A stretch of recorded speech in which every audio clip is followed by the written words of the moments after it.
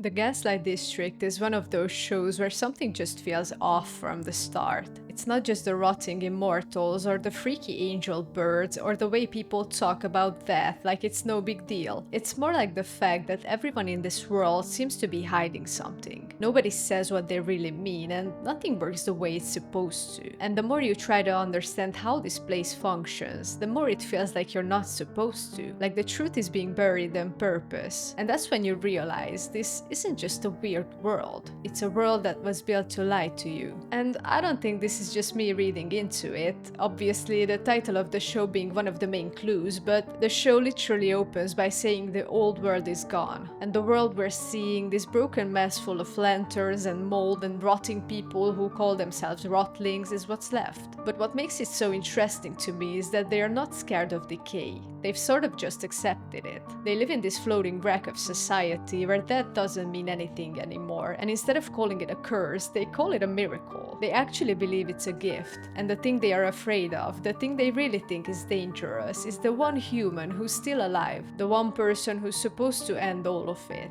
and that is Mel. And it's such a messed up reversal because the world they are living in is clearly falling apart, and yet they've convinced themselves that being stuck in it forever is something worth protecting. They are not afraid of the Black Hand, which is the symbol or force that keeps bringing them back to life every time they die. They're not afraid of the fact that they all rot, or that their pain doesn't go away. No, the real threat, the one they call the Destroyer, is the human. And I sort of get it from their perspective, because if the prophecy is real and Mel is supposed to end this era, then that means everything they've built, every weird coping mechanism and fake tradition they've created to feel okay about their situation is going to disappear. And for people who have nothing else, that's terrifying. But this is where the show goes from being just cool and edgy to actually kind of brilliant. Because it doesn't just say the world is broken, it shows you how people can get so used to living in something broken that they stop wanting to leave. They call it life, even though it's just survival. They call it a golden age, even though it's literally built on top of a prison.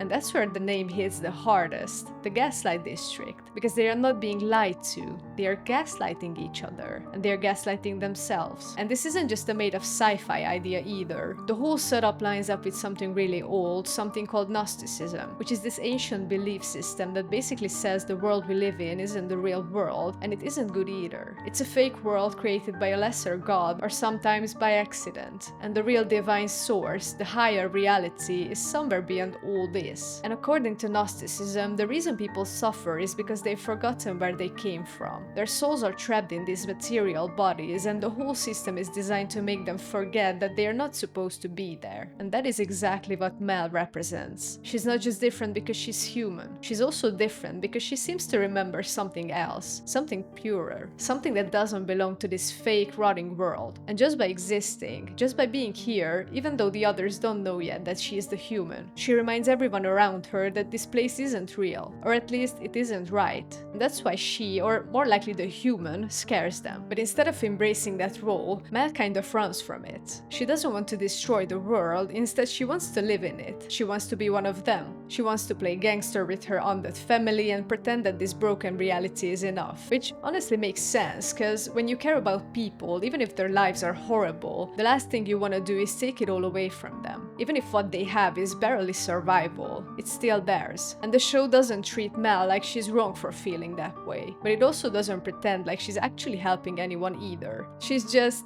delaying the inevitable. And this delay also fits into another old belief system too. In Judaism, there is a timeline that divides the world into phases. The first 2,000 years are chaos. Then you get 2,000 years of law. Then 2,000 years of waiting for the Messiah. And after that, the world ends and a new one begins. Not a brand new planet or universe, but a transformed version of the same place. And according to some readings of this tradition, we are right near the end. Like right now in real life. And in the Gaslight District, the same thing is happening. The old world ended. This one is dragging on way past when it was supposed to. And the new world is waiting to begin, but it can't until someone steps up and finishes the story. And here's the thing. The people in power, the ones who are supposed to help with that, are doing everything they can to make sure it doesn't happen. The angels, the virtue corps, the angel mother who lays the egg every 10,000 years, they're all part of this system that's supposed to bring about change. But instead they act like the biggest gatekeepers in the whole show. They monitor everything, they punish rebellion, and they enforce the illusion. They claim to serve heaven, but everything they do is about keeping the Gaslight District exactly the way it is. Because if the world ends, they lose control. And it's not about good and evil anymore. It's about who gets to stay in charge. And if you're still not convinced that the system is broken on purpose, just look at the virtues, diligence and temperance. On paper, they are heaven's administrators, which sounds almost impressive. Diligence handles surveillance, where he watches everyone all the time from inside this creepy robotic shell. And temperance is a scientist. He's the one who fulfilled the prophecy by engineering a human child using the angel mother's egg, which, yeah, turned out to be Mel. And at first glance, they seem like divine order keepers, clean and precise and unquestionable. But if you look closer, they are not divine at all. Their original bodies were stripped away. What's left is just a brain and a spine wired into a machine. And they still carry the curse of the mark of the hand, the same one that keeps the rotlings stuck in their endless cycle of death and resurrection.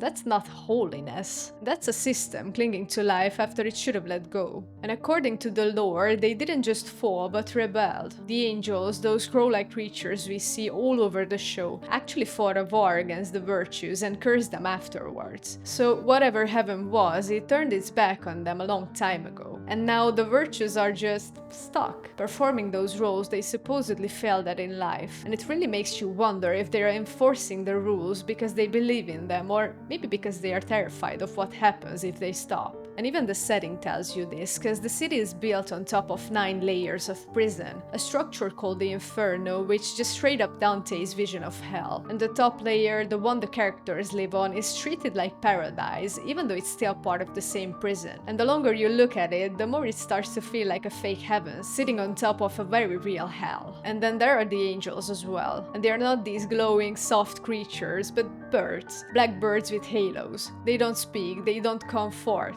They act like guards or hunting dogs, sniffing people out and attacking in swarms when something threatens the order. And the fact that the only angel who can talk is the one who lays the egg just makes the whole thing feel even more mechanical. Like the entire system is just repeating itself over and over, and no one really knows why anymore. And that's what makes Mel so important, because she's the first human in a very long time who survived. The others didn't make it. The eggs were destroyed and the prophecy never played out. But now she's here, and the question is whether she's actually going to do what she was born to do. Whether she's going to let go of the people she loves or keep holding on, even if it means keeping everyone trapped in the process. And that's not just a plot point, that's the whole emotional core of the show. Because the Gaslight District isn't about stopping the end of the world. It's more about what happens when the world already ended and no one can admit it. It's about people clinging to pain because it's familiar. It's about systems that survive by pretending they are sacred. And it's about the one person who can change everything, standing right there in the middle of it and wondering whether she really should. But let me know what you think about the world of the Gaslight District down in the comments. Thanks for watching, don't forget to subscribe, and I'll see you in the next video.